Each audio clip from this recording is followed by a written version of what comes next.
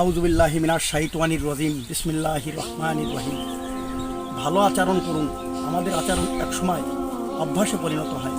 কাজের শুরুতে আমরা বিসমিল্লাহ বলেই শুরু করব। দিনের সকল শিক্ষা, সকল বস্তুই জোর পয়দা করার জিনিস।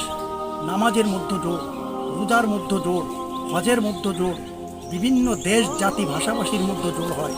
তালিমের হালকাও জোড়াইবার ক্ষেত্র, একে অন্যের উপকার করার মাধ্যমেও জোড়মিল হয়। ওই সমস্ত আমল জান্নাতে পৌঁছবার বস্তু।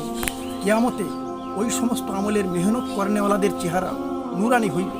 বিপরীত পক্ষে যারা হিংসা, বিদ্বেষ, গীবত, চগলখড়ি, টুহনি, রাহাজানি, অহংকারী, সুদ, ঘুষ, একে অন্যের বিভেদ সৃষ্টিকারী, জাহান্নামে পৌঁছবার আমল, ওই সমস্ত আমল করেনেওয়ালারা আখেরাতে লাঞ্ছিত হইবে। আজ সমস্ত দুনিয়াতে মুসলমানদেরকে বিচ্ছিন্ন করার মেহনত চলছে। তা থেকে মুক্তি পাওয়ার আশা হলো আমরা সকলেই নবীওয়ালা মেহনতে লেগে যাই। মুসলমানদের ডেকে ডেকে মসজিদে আনতে থাকি। সেখানে ইমান আমলের কথাবার্তা হবে, জিকির ও তালিমের হালকা হবে, দিনের মেহনতের পরামর্শ হবে। বিভিন্ন শ্রেণীর আত্মীয়, বিভিন্ন ভাষাভাষীদের, বিভিন্ন গোত্র এলাকা অস্ত্রের লোকদের একত্র করে জামাত পাঠাতে শুরু করি।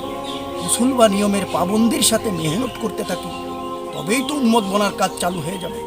সাথে সাথে নিজেদেরকে ওই সমস্ত কথাবার্তা থেকে বিরত রাখি যার দ্বারা শয়তান দিলের মধ্যে বিভেদ সৃষ্টির সুযোগ না পায়। তিন ব্যক্তি যখন একত্রিত হই, মনে রাখি চতুর্থ জনের স্থান আল্লাহ তাআলা আমাদের সাথে আছেন। ৫-৬ জন যখন একত্রিত হই, মনে রাখি আল্লাহ তাআলা আমাদের মধ্যে সপ্তম। তিনি আমাদের দেখেছেন, আমাদের সমস্ত কথা শুনছেন।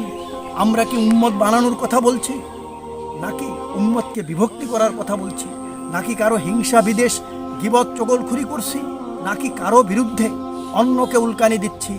উম্মত হুজুর সাল্লাল্লাহু আলাইহি সাল্লামের রক্তের বিনিময়ে, সাহাবা আজমাইনদের জান জীবন সমস্ত কিছু ত্যাগের বিনিময়ে, অভুক্ত থাকার বিনিময়ে গঠিত হয়েছে। আজ আমরা সামান্য কথায় মানুষের মধ্যে বিভেদ সৃষ্টি করছি।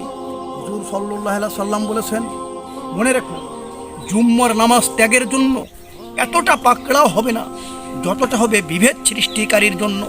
মুসলমানদের মধ্যে যদি উম্মতপনা এসে যায়, সে দুনিয়াতে কখনো অপমান অপদস্থ হবে না। এমনকি রাশিয়া আমেরিকার শক্তিও তার নিকট নত হইবে। মুসলমানদের মধ্যে উম্মতপনা তখনই আসবে যখন এক মুসলমান অপর মুসলমানের কাছে ছোট থাকবে, নন্ম থাকবে, সাথে সাথে ভদ্র ব্যবহার করবে। আর এই চর্চা আমাদের জামাতে গিয়ে গিয়েই করতে হবে।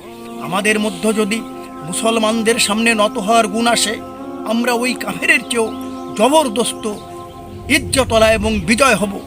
বারাকাল্লাহু লি ওয়া লাকুম। আসসালামু আলাইকুম ওয়া রাহমাতুল্লাহ।